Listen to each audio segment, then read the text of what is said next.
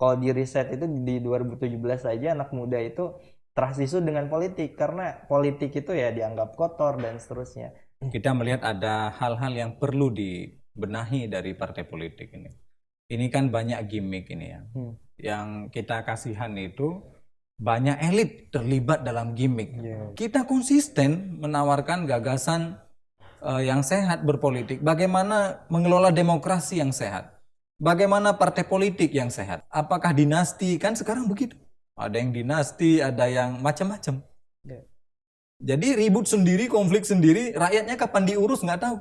Mau itu nasionalis, mau itu Islam, kalau isinya tidak mencerminkan sampulnya, sama saja nanti masyarakat lama-lama juga bisa menilai. Pentas politik Indonesia saat ini itu penuh dengan gimmick, dengan manuver-manuver yang mubazir, dan satu lagi dengan logistik yang tanda kutip itu ilegal ya, yang haram, yang sebenarnya itu tidak mendidik.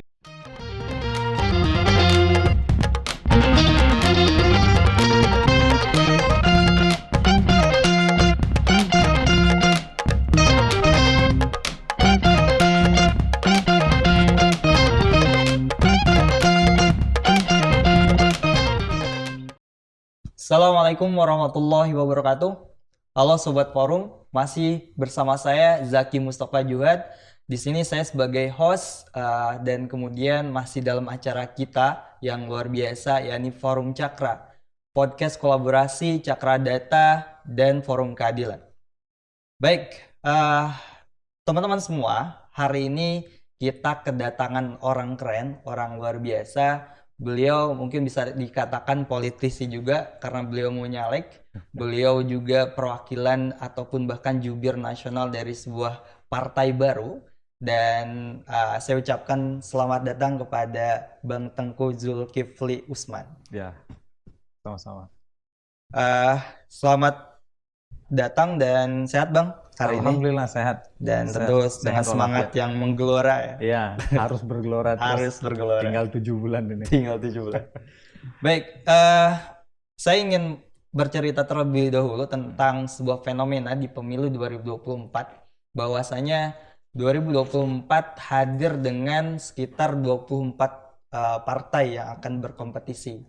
Dan diantaranya ada 5 partai yang tingkat nasional dan dia berstatus baru. Yang 2019 sebelumnya belum ada, dan di 2024 sekarang ada 5 partai baru. Di antaranya ada partai yang berangkat dari Bang Tengku juga. Nah, ini yang menjadi catatan ini, saya mungkin mewakili juga nih dari warganet atau bahkan dari masyarakat hari ini gitu. Di 2019 dengan sekitar 13 partai nasional gitu, kemudian bertambah jadi sekitar 18. Dan yang menjadi catatan nantinya pasti gambarnya akan bertambah. Pasti mungkin ada kebingungan juga di masyarakat mana nih pilihan terbaiknya. Sehingga saya ingin mencoba juga berdiskusi dengan Abang terkait apa sebenarnya visi perjuangan dari partai Abang sehingga kemudian masyarakat mungkin harus mempertimbangkannya juga gitu. Ya, terima kasih ya udah diundang ke sini malam ini. Jadi to the point aja, saya di partai baru, Partai Gelora nomor 7 ya, di nanti 2024.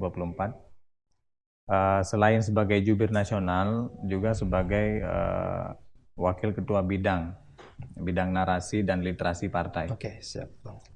Jadi mungkin dari semua partai politik yang ada di Indonesia saat ini, baik yang baru atau yang lama, mungkin hanya satu-satunya partai yang punya bidang ini. Oke. Bidang narasi dan literasi ya. Bidang narasi dan literasi. Iya. Oke.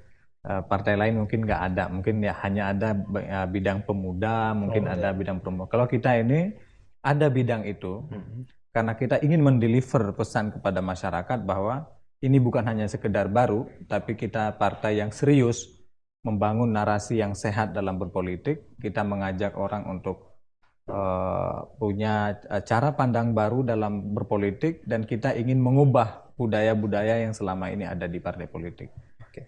Itu tujuan utama kita ya. Makanya kita sering menyebut itu arah baru Indonesia. Oke, arah baru Indonesia. Ya.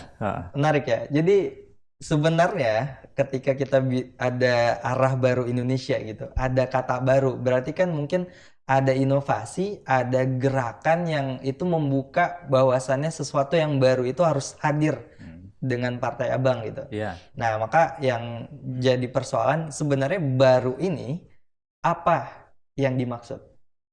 Apakah baru dalam mekanisme rekrutmennya, baru dalam perjuangan ideologinya ataupun lain sebagainya?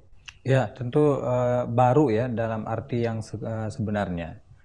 Kita bukan hanya mengusung arah baru, tapi memang ini adalah tinjauan akademik, tinjauan analisa, dan tinjauan historis kita yang panjang ini. Dan ini faktual semuanya. Kenapa kita ingin jalan baru? Karena menurut kita di Partai Gelora ini, Indonesia ini jalan di tempat. Ya kan? Jalan di tempat. Jalan di tempat. Partai semakin banyak, tapi demokrasi nggak semakin sehat. Okay. Politisi makin banyak, tapi perubahan tidak terlalu signifikan. Apalagi ini pasca reformasi 20 tahun lebih, 25 tahun, kita juga tidak melihat banyak perkembangan. Jadi masyarakat itu angka kemiskinan masih, pembangunan kurang, ekonomi tidak terdistribusi dengan baik, indah di angka-angka, tapi kalau kita turun ke lapangan itu tidak indah sama sekali, ya kan? Stagnan. Kemudian partai politik yang seharusnya menjadi lokomotif ya, dia mengajak rakyat untuk berubah, karena kita kan nggak bisa merubah negara ini lewat jalur swasta. Itulah mengapa enak nggak enak harus lewat partai politik. Karena di Indonesia ini instrumen satu-satunya yang paling legitimate, yang paling powerful hanya partai. Makanya kita bukan melihat hanya itu saja. Partai memang powerful, tapi yang lebih powerful lagi kalau partai itu mengusung pemikiran. Bayangkan kalau partai nggak mengusung pemikiran, akhirnya banyak gimmick. Dia begitu di Senayan, apa yang mau dilakukan tidak terlalu jelas, indikator suksesnya seperti apa, partai ini sehat apa tidak di dalam organisasi dan sebagainya. Ini sebenarnya budaya yang mau kita ubah di Partai Gelora. Kita berangkat bahwa Indonesia mulai dari Orde Lama, Orde Baru, dan sekarang pasca reformasi, kita ingin Indonesia ini benar-benar berada on the track, karena pada dasarnya politik itu kita memikirkan generasi, bukan memikirkan nasib kita di partai ya. Saya termasuk anak muda di Partai Gelora. Itulah mengapa kami menganggap partai ini punya umur panjang, dan kami ingin nanti merekrut sebanyak mungkin anak muda. Karena narasi sehat ini mau kita wariskan ke generasi baru agar Indonesia ini dibawa dengan platform baru oleh orang-orang baru ini yang berbeda dengan apa yang sudah ada. Yang sudah ada itu bukan berarti buruk, artinya kita datang untuk memperbaiki yang kurang. Artinya makanya kita mengusung tagline itu kolaborasi. Kita meyakini nggak bisa membangun Indonesia sendirian. Dan Partai Gelora hadir itu untuk mewakili seluruh rakyat Indonesia. Makanya kita kan partai nasionalis. Dari awal declare. Berarti nasionalis. Bukan lagi mungkin karena pecahan. Kalau saya pikir karena bagian dulunya sebagian dari orang Gelora itu PKS, mungkin membawa narasi Islami juga. Oh enggak. Sama sekali enggak. Berarti ideologisnya yang dibuka adalah nasionalis. Kita jelas nasionalis dari awal, tapi jati diri kita Islam. Ini beda partai Islam dengan partai jati diri Islam, tapi dia nasionalis. Bedanya apa? Kita nasionalis dalam arti sesungguhnya sama dengan partai-partai nasionalis yang ada di Indonesia ini. Jati diri kita Islam itu terkait kepada internal ya. Artinya kita juga ingin partai politik ini juga punya adab, punya akhlak, punya moral kepada masyarakat, punya moral kepada konstituen. Jadi kalau ini kita tanamkan di organisasi, kita berharap nanti ya, pejabat-pejabat yang lahir dari Partai Gelora itu bukan hanya punya nasionalisme yang tinggi, tapi dia juga punya attitude, punya moral, punya bukan religius, dia punya integritas ya, sehingga bisa memunculkan trust dari masyarakat bahwa ini politisi yang kompeten, ini politisi yang amanah dalam arti sesungguhnya, tanpa harus kita jualan amanah gitu ya. Karena pada akhirnya masyarakat melihat bukti. Percuma kita punya sampul misalnya, apapun sampulnya kalau isinya tidak mencerminkan sampul itu. Mau itu nasionalis, mau itu Islam, kalau isinya tidak mencerminkan sampulnya, sama saja nanti masyarakat lama-lama juga bisa menilai, gitu ya. Mungkin saya jadi penasaran gitu. Sejatinya Partai Gelora gitu dengan Gelombang Rakyat Indonesia katanya singkatannya, itu apakah mungkin cara dari Partai Gelora untuk kemudian meyakinkan masyarakat bahwasannya Partai Gelora layak untuk kemudian mendapatkan tempat. Nah itu kan perlu kemudian diyakinkan dengan tadi narasi ada bidangnya sendiri kan. Nah itu perlu kemudian dibuka juga kan masyarakat terkait hal itu. Ya mungkin masyarakat di 2019 taunya ada kuning, merah, oranye, kemudian hijau dan seterusnya gitu. Nah ini ada biru muda ya kalau nggak salah, seperti biru Tosca. Biru Tosca, oke. Nah bagaimana Gelora ini meyakinkan masyarakat? Ya kalau ditanya bagaimana menawarkan, pada dasarnya itu masalah strategi marketing masing-masing. Tapi kami ingin dulu memulai dengan poin yang clear bahwa partai ini mengusung pemikiran. Kami tidak mau partai ini menjadi pabrik sembako. Kami ingin menjadi pabrik pemikiran. Makanya ketika kita dirikan partai ini, kita tidak memikirkan soal sembako. Yang kita pikirkan adalah apakah orang-orang Gelora ini punya pemikiran yang baik untuk Indonesia. Begitu kita yakin bahwa kita punya, bismillah kita diriin. Dan alhamdulillah dengan cepat sekali partai ini cukup masif ya di seluruh Indonesia. Bahkan kita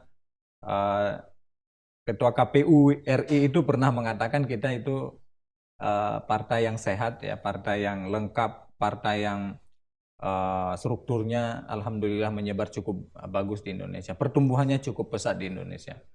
Nah, jadi kita yakin dengan tawaran-tawaran kita tentang arah baru Indonesia dalam semua turunan ideologinya, kita yakin rakyat kita, generasi kita menaruh harapan kepada partai baru. Dan kita juga melihat di lapangan, rupanya dari berbagai jajak pendapat yang ada, itu angka masyarakat yang menginginkan partai baru juga sangat tinggi. Itu artinya apa? Masyarakat partai lama jenuh dengan partai lama yang begitu-begitu aja. Tapi kita tidak berdiri atas dasar saling menyalahkan, tidak. Gelora konsisten berkolaborasi, kuning, hijau, biru, duduk bersama. Kalau kita oranye? Sama, apalagi oranye kan. Biru aja boleh kok, merah juga boleh, apalagi oranye. Saudara kita kok, nggak lebih-lebih diutamakan. Siap.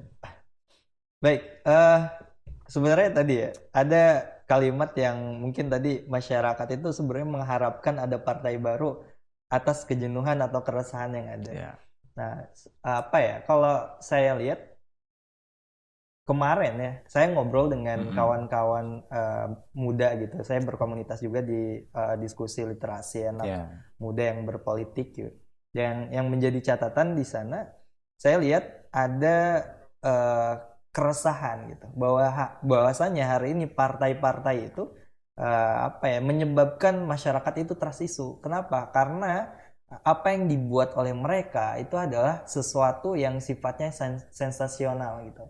Mereka akhirnya menontonkan perihal-perihal ya yang sifatnya gimmick gitu, yang sifatnya ya tarian lah, joget lah, bahkan sekarang lagi viral juga gitu, joget-joget kayak gitu. Kemudian bahkan kita tidak pernah mendengarkan apa yang menjadi narasi, apa yang menjadi kekuatan ataupun visi perjuangan dari mereka gitu. Jadi anak muda, bahkan kalau di riset itu di 2017 saja anak muda itu trasisu dengan politik karena politik itu ya dianggap kotor dan seterusnya.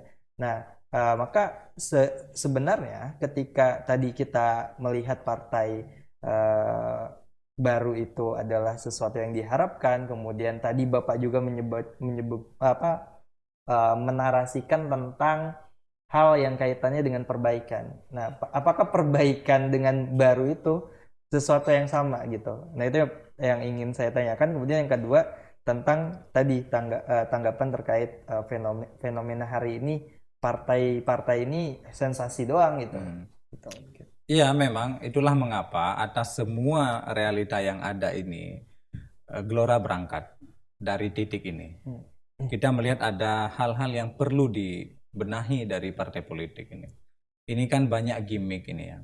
Yang kita kasihan itu banyak elit terlibat dalam gimmick. Kalau yang di bawah terlibat gimmick mungkin kita masih tolerable ya. Tapi ini yang elit-elit juga kadang terlibat dalam gimmick. Betul. Politik itu sejatinya itu adalah jalan memperbaiki bangsa ini, terutama jalan pikirannya. Jalan pikiran. Dulu Soekarno memperbaiki jalan pikiran bangsa. Kita dulu juga nggak punya uang dari awal-awal merdeka, kita nggak punya apa-apa. Tapi Soekarno dia berani dia sewa pesawat tempur, dia taruh di kebun nanas itu untuk menakuti penjajah. Itu sewa, bukan beli. Jadi nyalinya ada, nasionalismenya ada. Ya pemimpin yang mengarahkan jalan pikiran bangsa. Makanya gelombang pertama kita dulu seperti itu di masa Orde Lama. Kemudian masa Soeharto dilanjutkan. Jadi semua rezim yang berkuasa di Indonesia ini ada kelebihan, ada kekurangan, tapi kita fokus menatap ke depan. Kalau masyarakat sering mungkin melihat pimpinan-pimpinan Partai Gelora ya, terutama ketua umumnya, wakil ketua umumnya, Bapak Anies Mata misalkan, Bapak Fahri Hamzah. Kita konsisten menawarkan gagasan yang sehat berpolitik, bagaimana mengelola demokrasi yang sehat, bagaimana partai politik yang sehat. Enggak, apakah dinasti, kan sekarang begitu. Ada yang dinasti, ada yang macam-macam. Jadi ribut sendiri, konflik sendiri, rakyatnya kapan diurus nggak tahu. Itu dialami oleh partai-partai lain. Jadi kita melihat dari semua fenomena ini tujuan kita memperbaiki apa yang kurang itu, dan kita berharap Partai Gelora menjadi partai harapan bagi masyarakat, khususnya untuk melihat Indonesia ke depan. Itu yang pertama. Jadi dari pimpinannya itu selalu konsisten. Kita nggak pernah nawarin apa-apa, janji-janji kosong itu jarang sekali terucap dari pimpinan Partai Gelora. Karena kita konsisten menarasikan pikiran bangsa ini agar mereka itu berjalan di rel yang benar gitu sebagai bangsa, lalu dia pelan-pelan menjadi bangsa besar yang maju. Kemudian yang kedua, kita itu fokus dengan hal-hal besar ya. Karena Gelora ini hadir juga salah satunya adalah ingin menjawab tantangan masa depan. Indonesia ini kalau kita lihat jarang sekali partai politik yang tampil ke panggung itu membicarakan ide, menawarkan solusi jalan ke depan, itu sangat jarang. Yang ada setiap pemilu itu hanya turun ke kampung, bagi sembako, suruh pilih, bikin spanduk, seperti itu aja. Setelah dilantik juga tidak ada seperti tidak ada kontrol ya dari masyarakat, sehingga dengan mudahnya mereka menghabiskan periode jabatan kadang tanpa ada yang signifikan prestasi mereka. Gelora ini salah satu yang kita fokus adalah kita ingin Indonesia ini bisa eksis, yang pertama eksis dan kuat, sekaligus juga menjadi bangsa yang besar di kemudian hari. Makanya kita punya satu kesadaran kolektif di Partai Gelora ini bahwa kami yakin Indonesia itu mampu menjadi negara besar, bahkan bisa berdiri sejajar dengan Amerika Serikat, dengan Eropa, dengan China dan sebagainya, dengan Rusia. Karena faktanya Indonesia saat ini 270 juta. Ya kan? Nomor 4 di dunia kalau soal jumlah penduduk. Tapi kalau soal demokrasi kita ketiga di dunia. Harusnya kita pede. Kita punya masa depan yang cerah, kita punya modal Indonesia, budaya kita. Kan bangsa itu dia akan kuat kalau budayanya baik, punya semangat gotong royong, ya kan? Dan itu kita punya semua. Semangat kolaborasi, semangat gotong royong kita punya. Akar sejarah kita juga kuat, akar budaya kita juga kuat. Sebenarnya apa yang dibutuhkan oleh Indonesia untuk menjadi negara besar itu sudah memenuhi. Hanya persoalannya belum ada leader, pemimpin yang lahir dan dia berdiri di depan mengarahkan jalan pikiran bangsanya. Kita ke sini, ini harus kita lakukan, kita menuju ke sana, begitu. Itu belum ada hari ini. Pentas politik Indonesia saat ini itu penuh dengan gimmick, dengan manuver-manuver yang mubazir, dan satu lagi dengan logistik yang tanda kutip itu ilegal ya, yang haram, yang sebenarnya itu tidak mendidik gitu. Kalau saya tanya nih, apakah Gelora itu antitesa dari kepemimpinan Pak Jokowi? Itu jawaban seperti apa? Oh tidak, sama sekali. Kami tidak pernah, kami zero enemy. Karena kami tidak fokus enemy, kita fokus kolaborasi. Tidak, kami bukan di posisi oposisi, juga bukan di posisi penguasa, karena kami partai baru. Iya, tapi kalau secara narasi tadi ada perbaikan, sesuatu yang baru dan seterusnya, itu ya menunjukkan ada antitesa dari kondisi hari ini. Oh enggak, perbaikan itu bukan antitesa. Perbaikan itu adalah kami sadar sebagai bangsa dan kami menganggap kekurangan bangsa kami adalah tanggung jawab kami. Bukan untuk dicemooh, bukan untuk dihina. Pak Jokowi anak bangsa, Soekarno anak bangsa, Soeharto anak bangsa. Kalau mereka punya kekurangan, saya juga anak bangsa. Jadi saya punya kewajiban memperbaiki, bukan menyalah-nyalahkan, apalagi menggunakan isu-isu ini untuk perpecahan. Ini sama sekali tidak produktif. Ini mubazir. Dilarang negara, dilarang agama seperti ini. Jadi kita menjauh dari hal-hal seperti ini. Makanya kita tagline kita utama itu kolaborasi. Kuning, hijau, merah. Ayo duduk bersama. Mari kita bareng-bareng. Indonesia seharusnya begini. Itu jalan kita. Ke sana kita melangkah bersama-sama. Itu yang akan kami budayakan di Partai Gelora. Tidak untuk saling menyalahkan. Kita nggak mau menjadi bangsa yang lemah karena polarisasi, karena saling membenci dan sebagainya. Itu budaya yang menurut saya juga tidak sesuai dengan budaya orang Indonesia. Orang Indonesia itu nggak begitu. Orang Indonesia itu terkenal dengan budaya ketimurannya yang baik ya, yang ramah, yang santun begitu. Tapi tetap kita punya prinsip. Artinya santun bukan berarti kita larut. Partai Gelora tetap santun, makanya kita jati diri kita Islam. Tapi kita adalah partai nasionalis yang mengajak orang untuk memiliki semangat nasionalisme baru dalam melihat Indonesia, agar kita bisa beranjak dari titik sekarang, itu bisa melihat masa depan yang lebih baik dengan semua tantangan global yang ada. Itu. Ya, kalau mungkin saya penasaran juga terkait dengan bagaimana Gelora ini melihat sebuah metode gitu.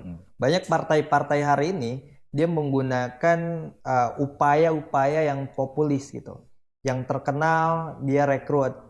Kemudian mungkin ya artis-artis masuk kepada kepartaian untuk kemudian jadi dutanya mereka, menyampaikan sesuatu yang ya bisa mengenalkan partainya gitu. Nah, apakah Partai Gelora itu menggunakan hal tersebut juga gitu dengan populisme orang gitu, kemudian itu jadi instrumen untuk mengenalkan partai? Kita tidak fokus di situ, tapi kita juga tidak menolak hal itu. Artinya kita akan melihat kadar takaran yang sesuai biar tidak overdosis juga ya. Sekarang kan banyak overdosis tuh. Ada partai yang merekrut artis semuanya, kan over itu berarti kan, karena dia nggak percaya diri dengan narasinya.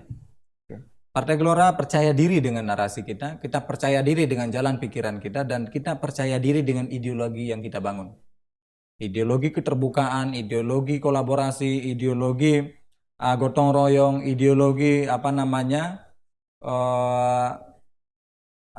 perbaikan, pembaharuan, itu terus-menerus kita sampaikan ke masyarakat. Jadi kita itu tidak melihat hal seperti tadi itu menjadi utama. Kalau ada partai yang menjadikan artis atau tokoh-tokoh populer sebagai vote getter misalnya, dia ingin memperoleh suara, itu mungkin hanya soal strategi partai. Tapi kami ingin menggarisbawahi bahwa hal-hal seperti itu sebenarnya tidak substansial. Alangkah baiknya partai itu fokus dengan pabrik pemikiran, agar ini menjadi dapur kita masak bersama, nanti hasilnya akan dihidangkan ke seluruh rakyat Indonesia. Itu DPR itu sebenarnya dapur ya. Tapi karena chef yang dikirim ke situ kurang ahli, maka makanannya nggak enak. Ya kan? Makanya rakyat kita kurang sehat. Karena yang dimasak di situ begitu, eksekutif juga begitu, legislatif begitu.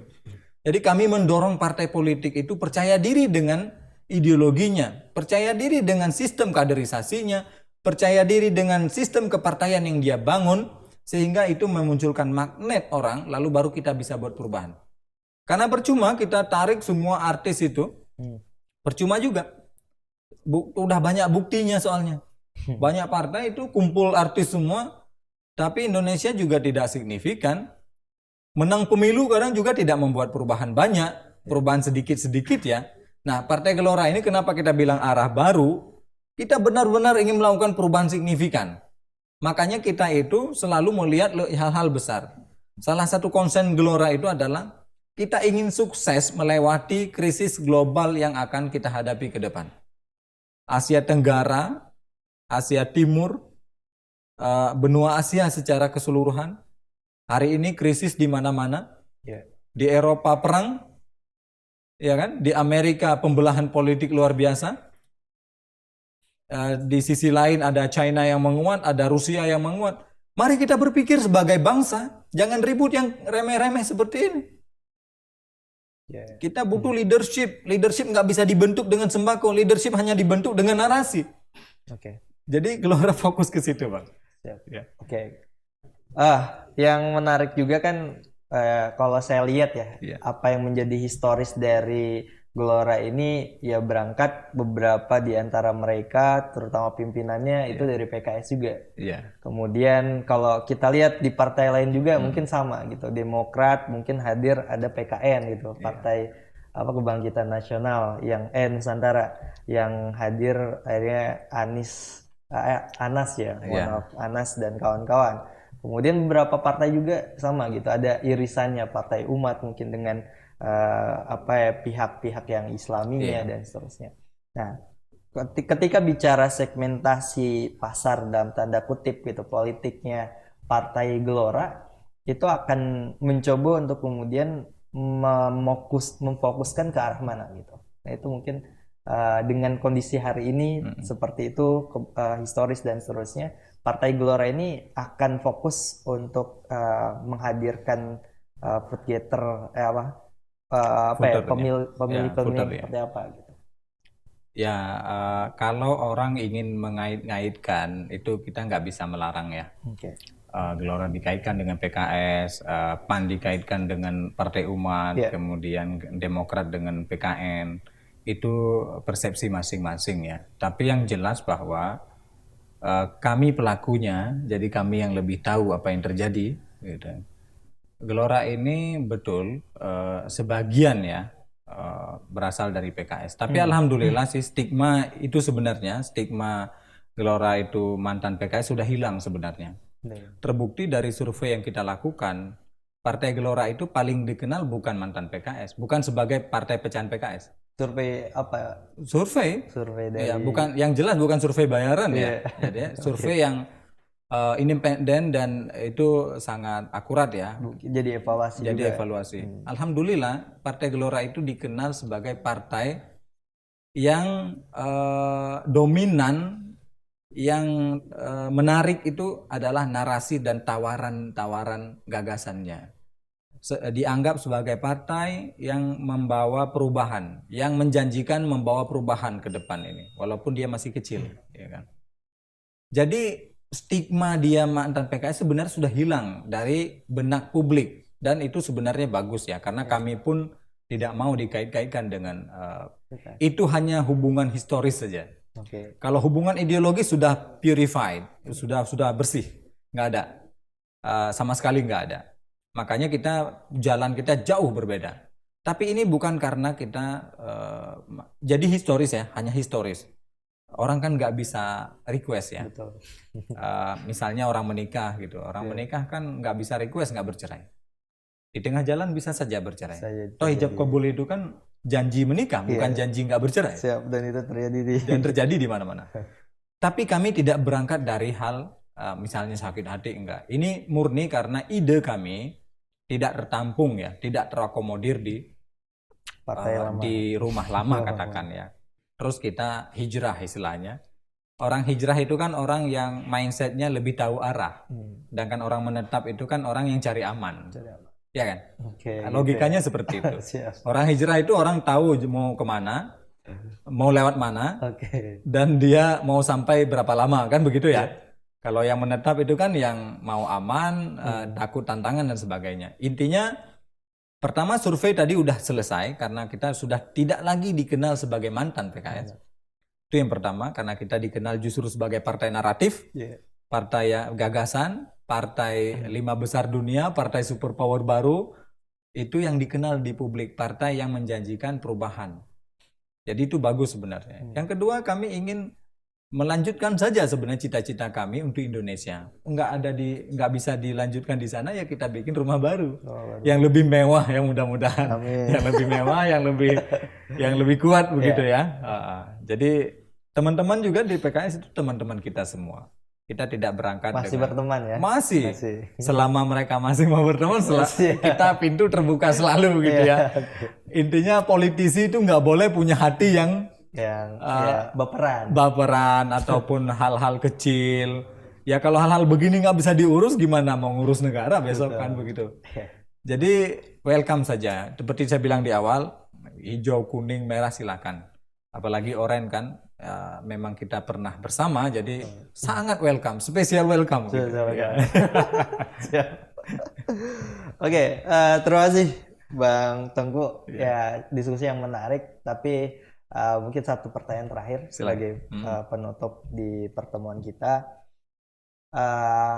Sebenarnya partai politik dengan kita lihat ya di sistem demokrasi kita memang dia pilar yang sangat kuat untuk menentukan arah. Nah, maka sebuah pertanyaan, Partai Gelora ini dia akan menjamin seperti apa? Artinya maksudnya ya mungkin jaminannya ketika kekuasaan itu sudah hadir di Partai Gelora dan mungkin mengeksekusi apa yang menjadi pemikirannya dan seterusnya. Tapi memang masyarakat itu dan kami mungkin anak muda dan kami pernah berdiskusi juga. Ketika bicara tentang kekuasaan, partai itu biasanya cenderung akan pragmatis.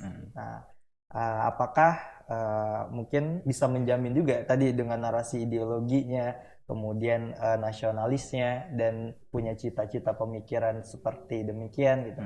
Itu masyarakat akhirnya bisa mempercayakan Partai Gelora gitu. Nah, itu mungkin jangan sampai mungkin kita melihat ada partai baru tapi ternyata partainya omong kosong juga gitu. Nah, harus ada sebuah yang konkret gitu. Nah, mungkin itu tanggapannya Bang. Ya, yang jelas kami tidak mau janji manis. Kita itu nggak suka manis di depan ya. Bagi kami itu politik bukan ladang untuk yang seperti itu. Janji manis, apa ngasih harapan-harapan palsu begitu. Kami tidak berangkat dari situ. Kami hanya berkomitmen untuk menjadikan Partai Gelora jauh lebih baik daripada yang lain. Bahkan kami ingin semua kekurangan-kekurangan yang kita lihat di depan mata kita perbaiki. Kekurangan di PDIP, kekurangan itu. Jadi bukan untuk kita saling mencemooh, tidak. Tapi misalnya kita punya teman ya, nggak ada salahnya dong ya. Kita ingin lebih baik daripada teman kita, karena kita lihat teman kita punya kekurangan di sini, kekurangan di sini, kan kita nggak ada masalah. Jadi semangatnya sebenarnya semangat gotong royong gitu. Tapi kami tetap tidak akan umbar janji ke masyarakat. Tapi biar nanti masyarakat menilai konsistensi kami membangun narasi ya. Tapi visi dan misi harus tersampaikan kan untuk pemilu nanti. Betul, kami kan konsisten menyampaikan visi misi kami itu setiap hari di media sosial ada, di website pimpinan nasional itu kan selalu kita sampaikan ke masyarakat. Jadi kami tidak akan tergiring ke situ untuk menjanji manis dan sebagainya, tidak. Tapi kami ingin juga, kami tidak mau mencitrakan diri sebagai paling baik juga tidak. Karena jalan masih panjang. Tapi berusaha insya Allah yang terbaik ya. Apa yang kurang kita perbaiki dan kita tidak mau mengulang kesalahan yang sama atau masuk ke lubang yang sama 2 kali begitu ya. Tapi pada akhirnya nanti kami ingin mengatakan ke masyarakat, doakan saja kami ini konsisten, terus saja konsisten dengan apa yang kami tawarkan dari awal sampai akhir gitu ya. Begitu belum dapat kursi atau ketika dapat kursi. Dapat kursi dikit atau dapat kursi banyak? Masih memegang kursi menteri atau nanti diamanahkan jadi presiden? Doakan saja Partai Gelora ini konsisten dengan pikiran-pikiran besarnya. Kita ingin lihat negara kita ini jauh lebih baik daripada yang ada sekarang, dan kita ingin melangkah jauh lebih tinggi ya di level dunia. Kita bisa dengan negara-negara besar itu. Kami yakin benar itu. Jadi berangkat dari keyakinan luar biasa bahwa Indonesia bisa setara dengan negara-negara besar itu. Faktanya seperti itu, gitu ya. Mohon doa dan dukungannya saja, itu intinya. Oke, kita serahkan kepada masyarakat. Ya, baik. Silakan masyarakat memilih yang terbaik di antara banyaknya pilihan. Gitu Ya. Baik teman-teman semua, Sobat Forum, diskusi kita sungguh menarik pada kesempatan hari ini, dan luar biasa. Kita ucapkan terima kasih juga kepada Bang Tengku. Ya. Terima kasih Sama-sama sudah hadir ke Forum Terima kasih. Cakra. Ya. Dan tentu Forum Cakra, dan saya mungkin klarifikasi juga gitu. Ini kebetulan aja warnanya mungkin hampir sama dengan warnanya Gelora gitu. Kalau bergelora juga nggak apa-apa. Ya, tapi semangatnya. Ya, insya Allah ada kesamaan bergeloranya gitu. Baik, Sobat Forum, kita cukupkan diskusi hari ini, dan tetap untuk kemudian selalu lihat YouTube-nya dari Forum Cakra, karena banyak literasi politik, kemudian persoalan bangsa yang kita bicarakan, dan ya semoga jadi pencerahan untuk kita. Mungkin itu saja. Terima kasih sekali lagi kepada Bang Tengku. Terima kasih Sobat Forum yang sudah setia untuk kemudian selalu melihat, mendengarkan, dan menyimak apa yang kita bicarakan. Assalamualaikum warahmatullahi wabarakatuh. Waalaikumsalam. 3, 2, 1.